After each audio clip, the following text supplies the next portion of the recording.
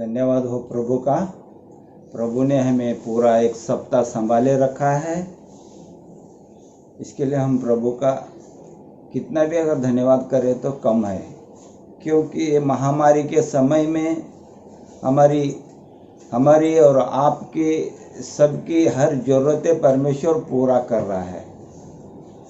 और भारत में देखेंगे तो आज 40 लाख के पार कोरोना रोगी हो गए, तो भी परमेश्वर उसके लोगों को बचाए रखा है। हम देखेंगे प्रभु के दास, प्रभु को मानने वाले, प्रभु के भय में चलने वाले बहुत से लोग इस रोग से दूर है, क्योंकि परमेश्वर का वचन कहता है हर एक मानने वाले को एरियो में रख, उसके चारों बाजू एक घेरा रहता है और हर एक इंसान के पास परमेश्वर 2 देवदूत रखता है उसके सुरक्षा के लिए।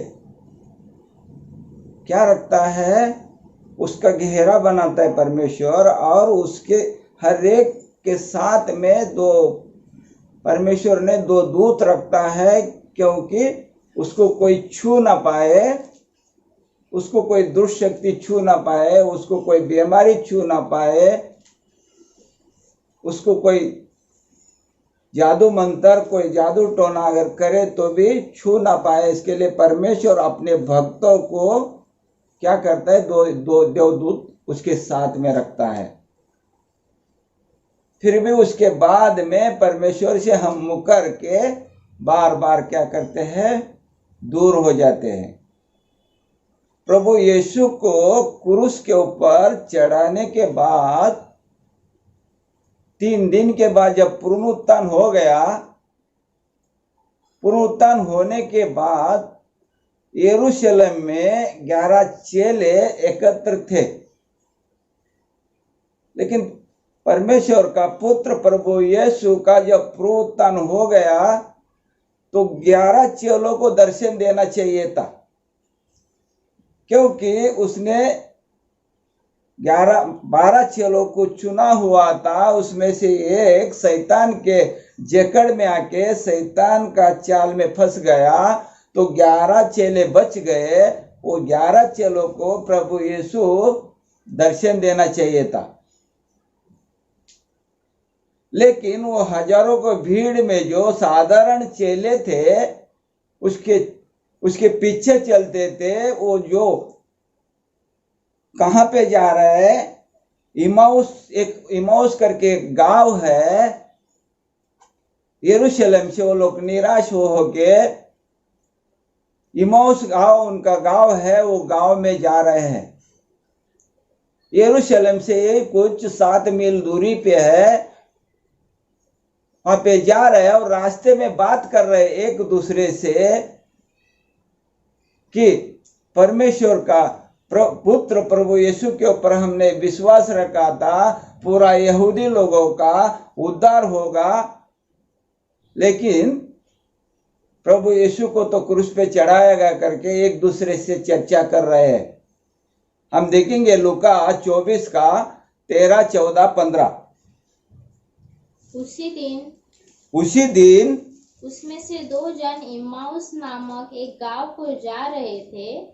उसी दिन इमाउस नाम गांव के इधर जा रहे थे, जो यरूशलेम से कोई 7 मील की दूरी पर था। यहाँ पे देखो, यरूशलेम से कितना 7 मील दूर था। ये 7 मील यरूशलेम से दूर गांव है और वो लोग पैदल जा रहे हैं। वे इन सब बातों पर जो हुई थी आपस में बातचीत करते जा रहे थे, और जब वे आपस में बातचीत और पूछताछ कर रहे थे तो यीशु आसपास आकर उनके साथ हो लिया, परंतु उनकी आंखें ऐसी बंद कर दी गई थी कि उसे पहचान न सके। यहाँ पे क्या बोल रहा है? यीशु के बारे में वो लोग क्या कह रहे थे कि वे इन सब बातों पर जो हुई थी आपस में बातचीत करते जा रहे थे, और सब जब ये आपस में बातचीत और पूछताछ कर रहे थे तो यीशु आप पास आकर उनके साथ हो लिया। प्रभु यीशु परमेश्वर का पुत्र क्यों उनके पास हो लिया?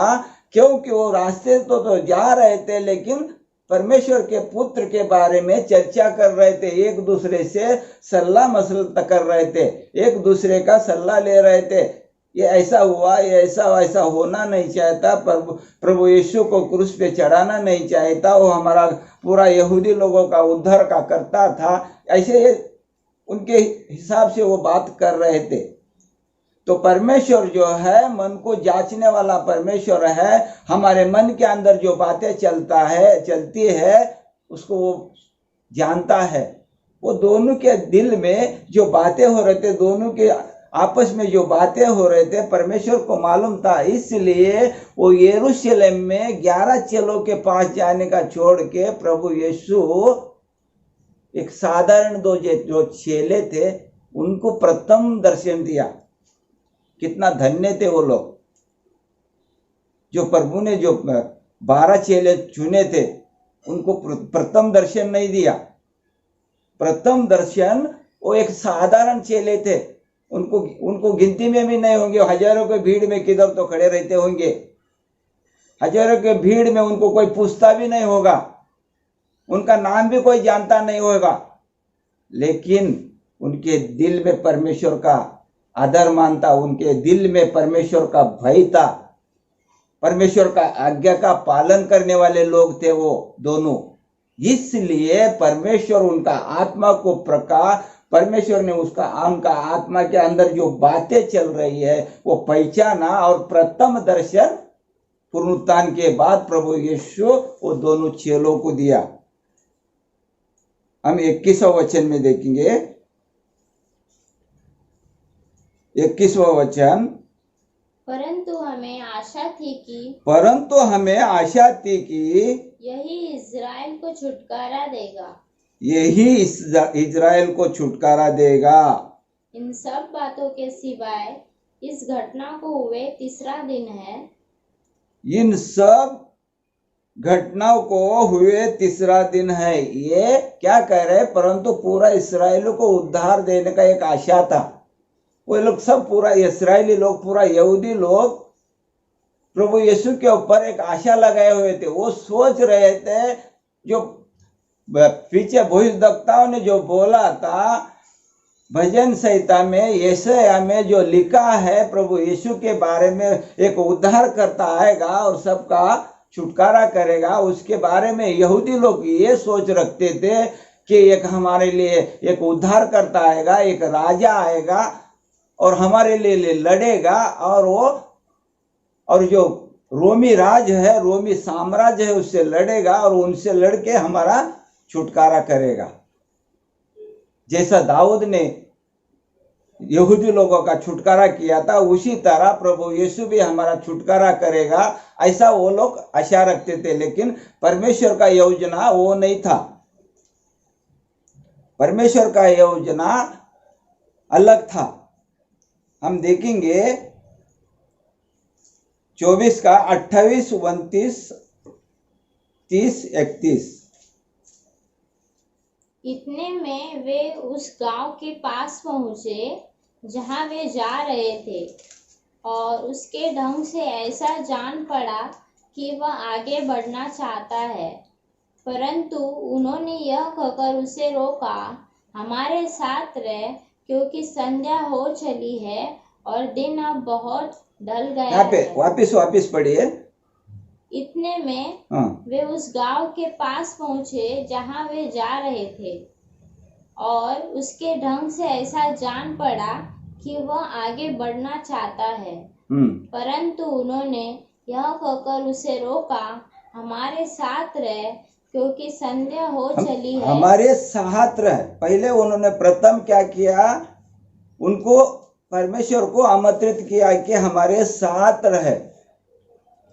परमेश्वर उस गांव से, परमेश्वर का पुत्र प्रभु यीशु उस गांव से आगे बढ़ना चाहता था। क्यों बढ़ना चाहता था? उनका मन को परखना चाहता था, जांचना चाहता था कि ये लोग मुझे भुलाते हैं कि नहीं।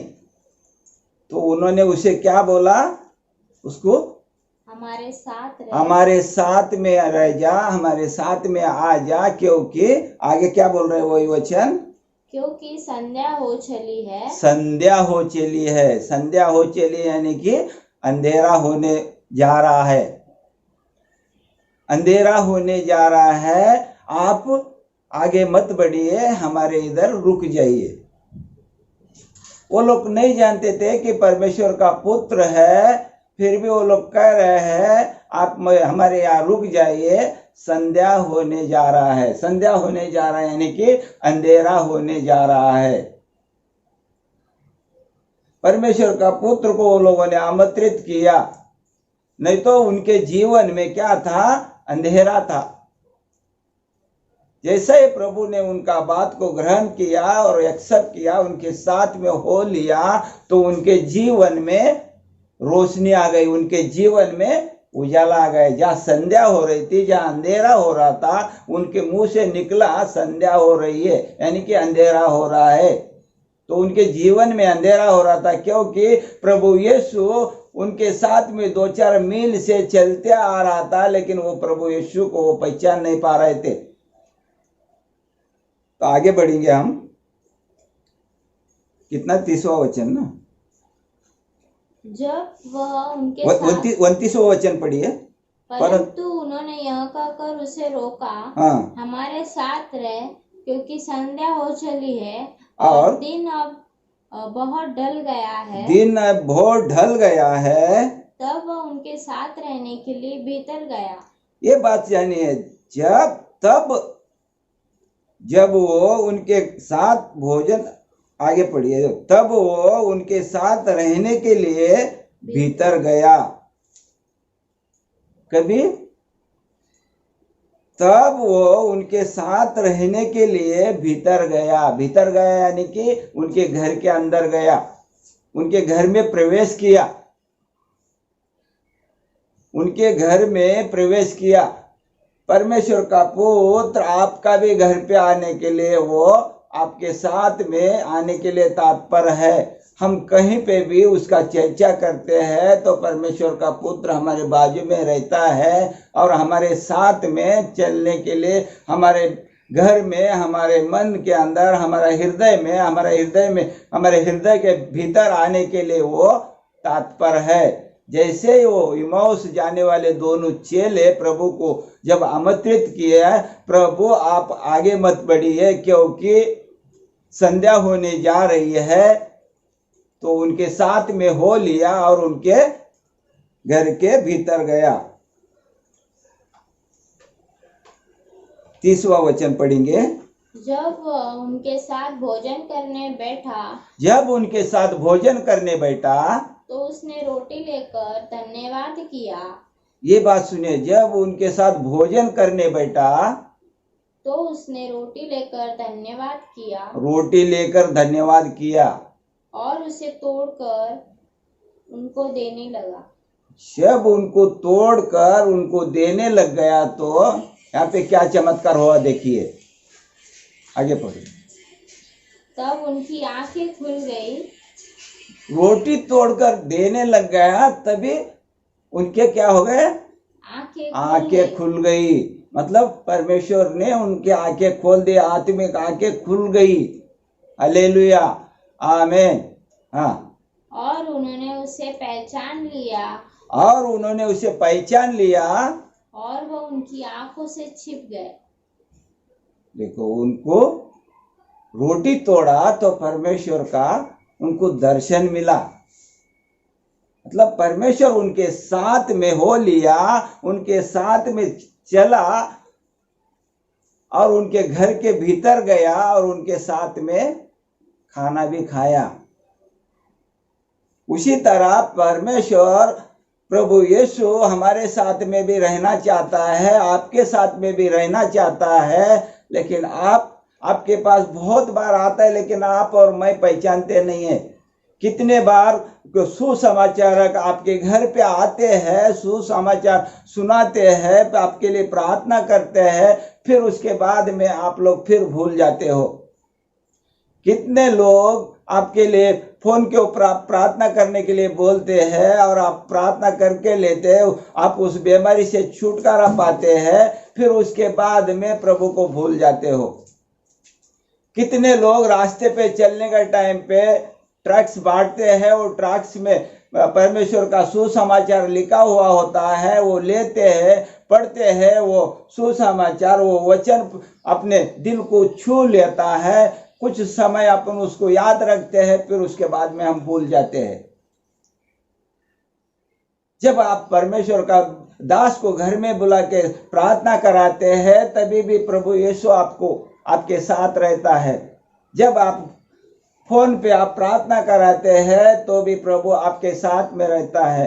जब आप रास्ते से चल रहे हैं, कोई ट्रक्स बांट रहा है, वो ट्रक्स आप हाथ में लेते हो और पढ़ते हो, कुछ समय के बाद भूल जाते हो। उसी तरह प्रभु यीशु इमाउस में जाने वाले उन दोनों चेलों के साथ में हो लिया, लेकिन 12 चेलों के साथ में तो 11 चेले थे, 11 चेलों को प्रथम दर्शन नहीं दिया। एक कितना भाग्यवान थे वो दोनों चेले, एक साधारण चेले थे। उसी तरह जब यरीहो के ओर से होके प्रभु यीशु यरूशलेम को जा रहा था, वो अंधा व्यक्ति रोड के किनारे चौराहे पे बैठा था। जैसा उसने आवाज सुना, चिल्ला चिल्ला कर प्रभु को उसने आवाज दिया, प्रभु की नजर उस पे गिरी और उस अंधे की चिल्लाने की आवाज उसके कान पे गई, तो तुरंत उसको अंधापन से वो चंगाई हो गया और उसको वहां इसी टाइम पे आके आ गई। जिस तरह मरकुस 5 में लिखा है, मरकुस 5 में लिखा है, 5 में 15 से 20 में लिखा है, वो स्त्री 12 साल से लहू की रोग से ग्रस्त थी।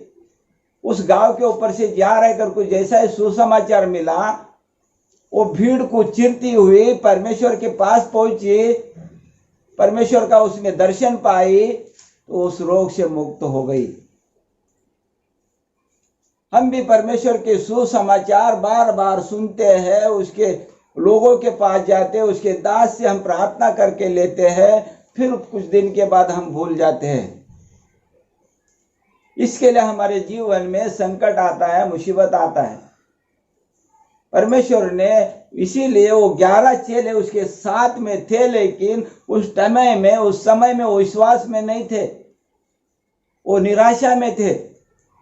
पतरस कब्र पे दौड़ के गया था, यूहन्ना कब्र पे दौड़ के गया था, लेकिन वहां से निराश होके आ गए।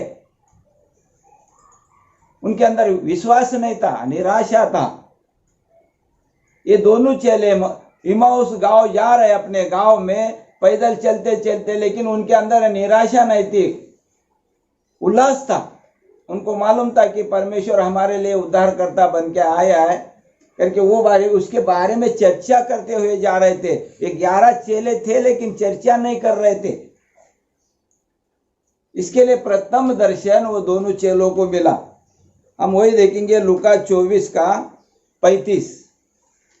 तब उन्होंने मार्ग की बातें उन्हें बता दी, तब उनको मार्ग के बातें उन्हें बता दी, और यह भी कि उन्होंने उसे रोटी तोड़ते समय कैसे पहचाना।